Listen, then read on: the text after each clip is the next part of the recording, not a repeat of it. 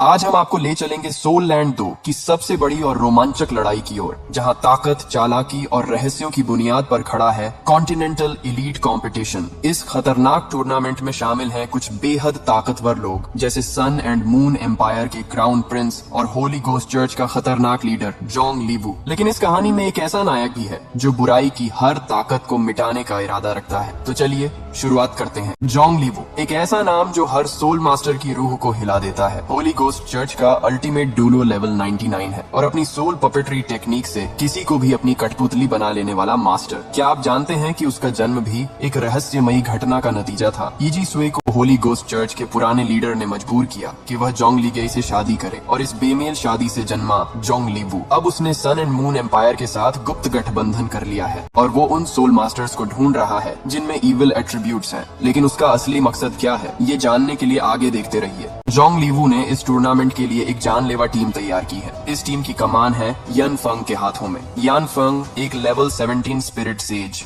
जिसके पास है evil dragon bone power. उसकी स्पिरिट रिंग्स में शामिल हैं 2 येलो, 2 पर्पल और 3 ब्लैक रिंग्स। लेकिन सबसे बड़ा सवाल ये है कि क्या यान फेंग की इविल सोल कंट्रोलिंग टेक्निक इस बार भी काम करेगी, क्योंकि उसका मुकाबला होगा टैंग सेक्ट से, जहां उसका सामना हुओ युहाओ से होगा। हुओ युहाओ इस कहानी का सबसे रहस्यमय और ताकतवर नायक। उसकी थर्ड मार्शल सोल के बारे में सुना है। ये मार्शल सोल न केवल इविल अटैक्स को रोक सकती है बल्कि उन्हें पूरी तरह नष्ट कर सकती है। जब यान फेंग ने अपनी इविल सोल कंट्रोलिंग टेक्निक का इस्तेमाल किया तो हुओ युहाओ की एंटी मैजिक एबिलिटीज ने उसे मात दे दी। इस लड़ाई में हुओ युहाओ ने ये साबित कर दिया कि वो सिर्फ एक योद्धा नहीं बल्कि बुराई का अंत करने वाला है। लेकिन क्या ये उसकी असली ताकत थी या उसके पास कुछ और भी छुपा है? जब जोंग लीवू ने देखा कि हुओ युहाओ की third martial soul evil soul masters को भी हरा सकती है तो उसने एक चाल चली। उसने हुओ युहाओ को अपनी सेना में शामिल होने का प्रस्ताव दिया। लेकिन क्या आप जानते हैं कि युहाओ ने क्या किया? उसने ऐसा दिखाया कि वो होली गोस्ट चर्च को ज्वाइन कर रहा है, लेकिन उसका असली मकसद था मा शियाओताओ